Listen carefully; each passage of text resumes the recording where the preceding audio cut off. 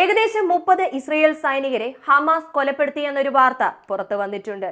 ഇത് ഇസ്രയേലിനായാലും ഇസ്രയേലിനെ അനുകൂലിക്കുന്ന രാജ്യങ്ങൾക്കായാലും ഒരു ഷോക്കിംഗ് ഇൻഫർമേഷൻ തന്നെയാണ്. കാരണം ഹമാസ് പുറത്തുവിട്ടതിൽ കൃത്യമായി പറയുന്നുണ്ട്, ഞങ്ങൾ കൃത്യമായി പ്ലാൻ ചെയ്ത് ടാർഗറ്റ് ചെയ്താണ് ഈ 30 പേരെയും കൊന്നു എന്നത്. ഹമാസിനെ സംബന്ധിച്ച് നോക്കുകയാണെങ്കിൽ നോർത്തേൺ ഗാസ ഭാഗത്ത് ഒരു ബിൽഡിംഗ്, ആ ബിൽഡിംഗിൽ ബോംബ് സെറ്റ് ചെയ്ത് ഇസ്രയേൽ സൈനികർ വരുമെന്നത് നേരത്തെ പ്രെഡിക്റ്റ് ചെയ്ത് കാത്തിരുന്നത് പോലെയാണ്. അവർ എന്റർ ആയ ഉടൻ തന്നെ ബോംബ് സ്ഫോടനം നടക്കുന്നു. ഇനിയും സർപ്രൈസായി നിരവധി കാര്യങ്ങൾ ഇനിയും നടക്കും. അതുപോലെ തന്നെ നിങ്ങൾക്കായി ഞങ്ങൾ കാത്തിരിക്കുന്നുവെന്ന അൽഖസം ബ്രിഗേഡിന്റെ ഈ ഒരു വാർത്ത ഇപ്പോൾ വൈറലായി ഷെയർ ആയിക്കൊണ്ടിരിക്കുകയാണ്. എന്തു തന്നെ സ്ട്രഗിൾ ചെയ്ത് ഹമാസിനെ നശിപ്പിക്കണമെന്ന് ഇസ്രയേൽ വിചാരിച്ചാലും അത് നടക്കാൻ പോകുന്നില്ല എന്ന ശബ്ദം പല സ്ഥലങ്ങളിൽ നിന്നും ഇപ്പോൾ മുഴങ്ങാൻ തുടങ്ങിയിരിക്കുന്നു. ഇതെല്ലാം കൊണ്ട് അമേരിക്കയും ഇസ്രയേലും തമ്മിൽ ചെറിയൊരു ആർഗ്യുമെന്റ് നടക്കുന്നുണ്ട്. ഇതെല്ലാം ഈ ഒരു വീഡിയോയിലൂടെ വളരെ വ്യക്തമായി നമ്മൾ അറിയാൻ പോകുന്നു. വീഡിയോയിലേക്ക് പോകുന്നതിന് മുമ്പ് ഇതുവരെ ചാനൽ സബ്സ്ക്രൈബ് ചെയ്യാതെയാണ് കാണുന്നതെങ്കിൽ ചാനൽ ഒന്ന് സബ്സ്ക്രൈബ് ചെയ്യുക. വോയിസ് ഓഫ് വിക്കിയിലേക്ക് എല്ലാവർക്കും സ്വാഗതം. റഷ്യയുടെ ഫോറിൻ മിനിസ്റ്റർ പറഞ്ഞിരിക്കുന്നത് എന്താണെന്ന് വെച്ചാൽ, പാലസ്തീൻ എന്ന രാജ്യം വീണ്ടും സെപ്പറേറ്റ് ആയി പാലസ്തീൻ എന്ന രാജ്യം ഉണ്ടായാൽ മാത്രമേ ഈ യുദ്ധം അവസാനിക്കുകയുള്ളൂ, അല്ലാത്ത പക്ഷം ഈ യുദ്ധം തുടർന്നു പോകുകയുള്ളൂ എന്ന് വ്യക്തമായും ക്ലിയറായും അദ്ദേഹത്തിന്റെ ഭാഗം സൂചിപ്പിച്ചിരിക്കുന്നു. ഇസ്രയേൽ ഹമാസ് പ്രശ്നം ആരംഭിച്ചത് മുതൽ റഷ്യ ഇത് തന്നെയാണ് പറയുന്നത്. ഇസ്രയേൽ എന്ന രാജ്യം ഇസ്രയേൽ ജനങ്ങൾക്കും പാലസ്തീൻ എന്ന രാജ്യം പാലസ്തീൻ ജനങ്ങൾക്കുമായി കൊടുക്കുക, അല്ലാതെ അവരുടെ രാജ്യത്തെ തട്ടിയെടുക്കുക, അവരുടെ രാജ്യത്തെ പ്രകൃതി വിഭവത്തെ നശിപ്പിക്കുക, അതുപോലെ അവരുടെ രാജ്യത്ത് നിന്നും ജനങ്ങളെ പുറത്തു പോവുക, ഇങ്ങനെ ചെയ്തുകൊണ്ടിരിക്കുകയാണെങ്കിൽ വീണ്ടും വീണ്ടും ഹമാസ് എന്ന പ്രശ്നം വന്നുകൊണ്ടേയിരിക്കും. ഇത് പുടിൻ നേരത്തെ തന്നെ പറഞ്ഞിട്ടുണ്ടായിരുന്നു. ഇപ്പോൾ റഷ്യൻ ഫോറിൻ മിനിസ്റ്ററും അത് തന്നെ പറഞ്ഞിരിക്കുകയാണ്. അതിനോടൊപ്പം ഈ ഒരു യുദ്ധത്തിൽ ഇപ്പോൾ ഹൂതീസ് വന്നതും വളരെ പ്രധാന പ്രശ്നം തന്നെയാണ്. ഹൂതീസ് എന്താണ് പറയുന്നതെന്ന് വെച്ചാൽ, നിങ്ങൾ ആക്രമണം നടത്തുന്നുണ്ട്, ഞങ്ങളത് കാണുന്നുണ്ട്, ഞങ്ങൾ അതിന് പ്രത്യാക്രമണം നടത്തുന്നുമുണ്ട്. ഇതിനിടയിൽ കഴിഞ്ഞ ദിവസം റെഡ് സീയിലേക്ക് ഇസ്രയേലിന്റെ സൈനികർ ഇന്റർസെപ്റ്റർ അയച്ചിട്ടുണ്ടായിരുന്നു. അവർ പറഞ്ഞത് എന്താണെന്ന് വെച്ചാൽ, ഒരു അൺനോൺ ഒബ്ജക്റ്റ് കണ്ടു, അതിനെതിരെയാണ് ഞങ്ങൾ ഈ ഇന്റർസെപ്റ്റർ വിക്ഷേപിച്ചത് എന്ന ഇൻഫർമേഷനാണ് ഇസ്രയേൽ പുറത്തുവിട്ടത്. ഈ അൺനോൺ ഒബ്ജക്ട് ഹൂതീസ് അയച്ച മിസൈൽ ആണോ, അതോ ഡ്രോൺ ആണോ, അതോ മറ്റെന്തെങ്കിലും ആണോ എന്ന് ഇസ്രയേലും ഹൂതീസും ഇതുവരെ കൺഫേം ചെയ്തിട്ടില്ല. യമൻ രാജ്യത്ത് 14 സ്ഥലങ്ങളിൽ ഹൂതീസിന്റെ നെറ്റ്വർക്ക് എവിടെയൊക്കെയാണ് ഉള്ളത്, ഹൂതീസ് എവിടെയൊക്കെയാണ് പാർക്കുന്നത്, ഇങ്ങനെ അവരുടെ ബിൽഡിങ്സ് ഇതെല്ലാം ടാർഗറ്റ് ചെയ്ത് 17-ാം തീയതി രാത്രി ആക്രമണം നടത്തിയിരുന്നു. ഇങ്ങനെ ആക്രമണം നടത്തിയത് മാത്രമല്ല, പിന്നീട് പറഞ്ഞ കാര്യം എന്താണെന്ന് ചോദിക്കുകയാണെന്നുണ്ടെങ്കിൽ, ഹൂതീസിനെതിരെ സാമ്പത്തിക ഉപരോധം ഏർപ്പെടുത്തും എന്നതാണ്. ആദ്യം ഹൂതീസിനെ തീവ്രവാദ ലിസ്റ്റിൽ ഉൾപ്പെടുത്തി, അതിനുശേഷം അവർക്കെതിരെ സാമ്പത്തിക ഉപരോധം ഏർപ്പെടുത്തിയിട്ടുണ്ട്. തീവ്രവാദികളെ സഹായിക്കുന്നവർക്കെതിരെയും ഇതേപോലെ തീവ്രവാദികൾ എന്ന മുദ്രകുത്തുകയും ചെയ്യും, അതുപോലെ തന്നെ സാമ്പത്തിക ഉപരോധം ഏർപ്പെടുത്തുകയും ചെയ്യുമെന്നും അമേരിക്ക അറിയിച്ചിരിക്കുന്നു. ഇത് വലിയൊരു ആവേശം ഉണ്ടാക്കിയിട്ടുണ്ട്. അങ്ങനെയാണെങ്കിൽ അമേരിക്കക്കെതിരായി ആര് വന്നാലും അമേരിക്ക വിചാരിക്കുന്ന ആരെ വേണമെങ്കിലും തീവ്രവാദികൾ എന്ന മുദ്രകുത്തി, അതുപോലെ തന്നെ സാമ്പത്തിക ഉപരോധം അവർക്കെതിരെ ഏർപ്പെടുത്താമെന്ന വേൾഡ് ഓർഡർ അമേരിക്ക ഇപ്പോഴും കീപ്പ് ചെയ്യുകയാണ്. ഈ ഒരു വേൾഡ് ഓർഡർ ഞങ്ങൾക്ക് ആവശ്യമില്ല, പുതിയ വേൾഡ് ഓർഡർ ഞങ്ങൾ ക്രിയേറ്റ് ചെയ്തോളാം, ഞങ്ങൾക്ക് ആവശ്യമായിട്ടുള്ളത് മൾട്ടിപോളാർ വേൾഡ് ആണെന്നും പറഞ്ഞ് പല രാജ്യങ്ങളും അഭിപ്രായങ്ങൾ ഉന്നയിക്കുന്നത് ഈ ഒരു കാരണം കൊണ്ടാണ്. ഇതിനെതിരെ ഹൂതീസ് പറഞ്ഞിരിക്കുന്നത് എന്താണെന്ന് വെച്ചാൽ, അമേരിക്കയുടെ ഇത് ഏകപക്ഷീയമായ തീരുമാനമാണ്, അമേരിക്കയുടെ ഈ ഏകപക്ഷീയ തീരുമാനത്തെ കണ്ട് ഞങ്ങൾ ഭയക്കില്ല, റെഡ് സീയിൽ ഇസ്രയേലിനെതിരെയുള്ള ആക്രമണം ഞങ്ങൾ തുടരുമെന്ന് കൃത്യമായി പറഞ്ഞു. ഇതിനിടയിൽ ജോ ബൈഡനും നെതന്യാഹുവിനിടയിൽ ചെറിയൊരു ആർഗ്യുമെന്റ് നടന്നിട്ടുണ്ട്. ദാവോസിൽ വെച്ച് നടന്ന ഒരു യോഗത്തിൽ American state secretary Antony Blinken ഒരു കാര്യം പറഞ്ഞിരുന്നല്ലോ, അത് കഴിഞ്ഞ അപ്ഡേറ്റിൽ നമ്മൾ പറഞ്ഞിട്ടുണ്ടായിരുന്നു. പാലസ്തീന് ഒരു രാജ്യം കൊടുക്കണം, പക്ഷെ അവർ അനുസരിക്കേണ്ടത് ഇസ്രയേലിന്റെ ആജ്ഞപ്രകാരമാണ്. ഈ ഒരു രീതിയിൽ പറഞ്ഞിട്ടുണ്ടായിരുന്നത് ഒരു ചർച്ചാ വിഷയമായിരുന്നു. സോ അതിനുശേഷം വീണ്ടും അമേരിക്കയും അവരുടെ സഖ്യകക്ഷികളും പറയുന്നത് എന്താണെന്ന് വെച്ചാൽ, പാലസ്തീനെ നശിപ്പിക്കാൻ നിങ്ങൾ ശ്രമിക്കാൻ പാടില്ല, ഗാസ ഭാഗത്തു നിന്നും പാലസ്തീനിയൻസിനെ പുറത്തു പോകാനായി നിങ്ങൾ പ്രോത്സാഹിപ്പിക്കരുത് എന്ന് നെതന്യാഹുവിനോട് പറയുന്നു. പക്ഷെ നെതന്യാഹുവിനെ സംബന്ധിച്ച് നോക്കുകയാണെന്നുണ്ടെങ്കിൽ, അമേരിക്ക പറഞ്ഞാലും ശരി, മറ്റേത് രാജ്യം പറഞ്ഞാലും ശരി, 2 സ്റ്റേറ്റ് പോളിസി ശരിയാവില്ല.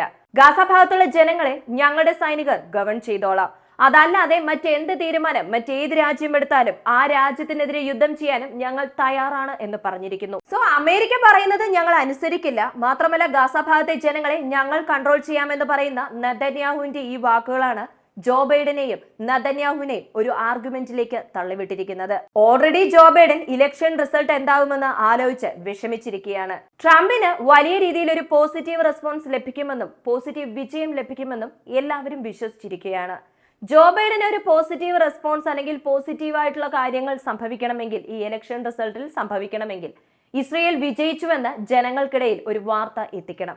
ഉക്രൈൻ വിജയിച്ചുവെന്ന് ജനങ്ങൾക്കിടയിൽ ഒരു വാർത്ത എത്തിക്കണം. ഈ രണ്ട് വാർത്ത വന്നാൽ മാത്രമേ ജോ ബൈഡന് നിലനിൽപ്പുള്ളൂ.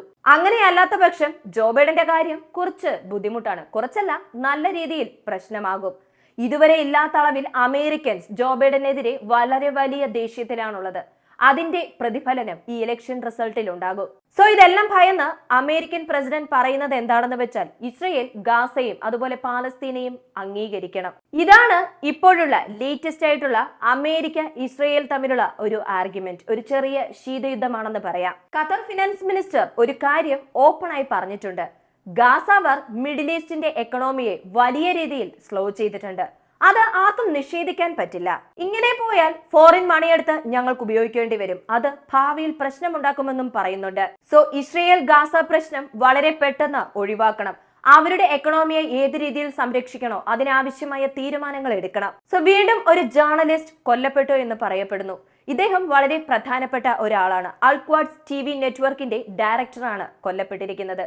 ഇദ്ദേഹം കൊല്ലപ്പെട്ടിരിക്കുന്നത് ഇസ്രയേലിന്റെ ആക്രമണത്തിലാണെന്നുള്ളതും ശ്രദ്ധേയമാണ്. സോ ഇത് പരമാധികാരത്തിന് എതിരാണെന്നും ഇസ്രയേൽ വാർ ക്രൈം ചെയ്യുന്നു എന്നും പലരും പറയുന്നുണ്ട്. പക്ഷെ ഇതൊന്നും മൈൻഡ് ചെയ്യാതെ ഇസ്രയേൽ അവരുടെ പ്രവർത്തികളിൽ മുന്നോക്കി പോയിക്കൊണ്ടിരിക്കുന്നു. ഇന്റർനാഷണൽ ക്രിമിനൽ കോർട്ട് ജസ്റ്റിസിന്റെ മുമ്പിൽ പറഞ്ഞിട്ടുണ്ടായിരുന്നല്ലോ, ഞങ്ങൾ അത് വാർ ക്രൈം അല്ല ചെയ്യുന്നത്, സെൽഫ് ഡിഫൻസ് ആണ് ചെയ്യുന്നത് എന്ന് അദ്ദേഹം വാദിച്ചുകൊണ്ടിരിക്കുകയായിരുന്നു. ഇപ്പോൾ ജേർണലിസ്റ്റിനെ ഇങ്ങനെ കൊലപ്പെടുത്തുന്നത് വലിയ പ്രശ്നങ്ങൾ ഇസ്രയേലിന് ഉണ്ടാക്കാം. എന്നാലും ഞാൻ പറഞ്ഞാൽ ആരാണ് എതിർക്കുക എന്ന മാനസികാവസ്ഥയിലാണ് ഇസ്രയേൽ മുന്നോട്ട് പോകുന്നത്. യമൻ രാജ്യത്ത് അമേരിക്കയുടെ ആക്രമണം വളരെ പെട്ടെന്ന് അവസാനിപ്പിക്കുക. അതെങ്ങനെ ഒരു രാജ്യം മറ്റൊരു രാജ്യത്തിനെതിരെ വേറെ ഒരു കാരണവുമില്ലാതെ ആക്രമണം നടത്താം? അങ്ങനെ ആക്രമണം നടത്തുന്നതിന്റെ കാരണം എന്താണെന്ന് റഷ്യൻ ഫോറിൻ മിനിസ്റ്റർ ചോദ്യമുയർത്തിയിരിക്കുന്നു. ഉദാഹരണത്തിന് ഇറാൻ പാകിസ്ഥാനിൽ ആക്രമണം നടത്തുന്നു, പാകിസ്ഥാൻ ഇറാനിൽ ആക്രമണം നടത്തുന്നു. ഇത് രണ്ട് രാജ്യങ്ങൾ തമ്മിലുള്ള പ്രശ്നമാണ്. പക്ഷെ ഇവിടെ ഹൂതീസ് അമേരിക്കയ്ക്കെതിരെ ആക്രമണം നടത്തുമ്പോൾ അമേരിക്ക നേരിട്ട് യമൻ രാജ്യത്തിലാണ് ആക്രമണം നടത്തുന്നത്. യമൻ രാജ്യത്തിലെ ഒരു ഗ്രൂപ്പ് മാത്രമാണ് ഹൂതീസ്. സോ ഹൂതീസിനെതിരെ ഇങ്ങനെ ഒരു ആക്ഷൻ അമേരിക്ക എടുക്കുമ്പോൾ പല രാജ്യങ്ങൾക്കും മറ്റു പല രാജ്യങ്ങളിൽ ഇതുപോലെ ഒരു പ്രവൃത്തി ചെയ്യാമല്ലോ എന്ന രീതിയിലുള്ള ചോദ്യമാണ് റഷ്യയുടെ ഫോറിൻ മിനിസ്റ്റർ ഉയർത്തിയിരിക്കുന്നത്.